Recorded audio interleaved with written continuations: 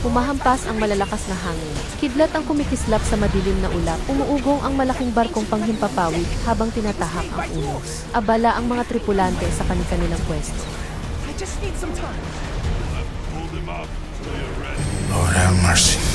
Isang napakalakas na ungol ang umalingaw na. Nahawi ang mga ulap at mula roon ay lumitaw ang isang dambuhalang pulang dragon. Nagliliyab ang mga mata at kumikintab ang mga kaliskis na tila nagbabagabag. Pabog ang liwanag ng mga kanyon. Tumama ang mga sinag ng enerhiya sa pakpak ng dragon. Pumutok ang mga ito at umalingaw ang salat. Napaungol ang halimaw sa kabumugan ng apoy. Tinamaan ang gilid ng barko, nilamon ng apoy.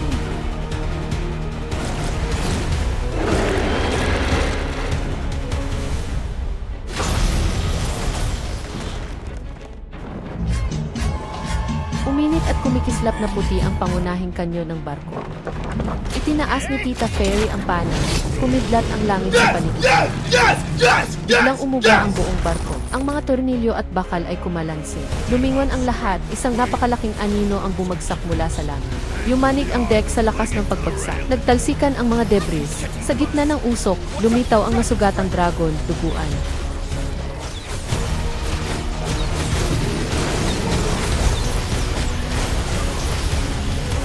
Bumuga ng apoy ang dragon, tinamaan ang gilid ng barko. Napasigaw ang mga tripulante habang nagtatakbuhan.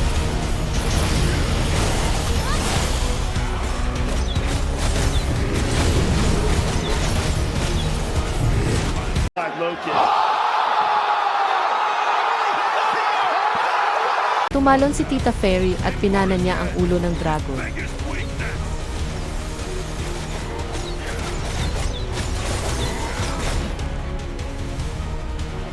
Nagdiwang ang tripulante habang sumisikat ang araw. Tahimik sa sandaling iyon, tila tapos na ang laban. Ngunit buhay pa pala ito at galit na galit. Nilapitan niya ang halimaw habang unti-unti itong bumabangon. Pumahampas ang pakpak na halos mahulog. Brother, what's that? What's that, brother? So, the dragon still had some strength left. We can't pursue him right now. Managed to avoid the worst of the damage thanks to your efforts, Frey. Not at all. I'm happy that I got to land a hit on Nidhogg. Though I suppose my ship will need some repairs. Well then, I'd better get going. Take care, Lord Frey. Hey, Anheria.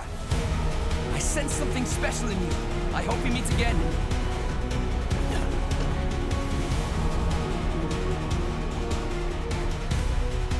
The whole time Dom is looking for you.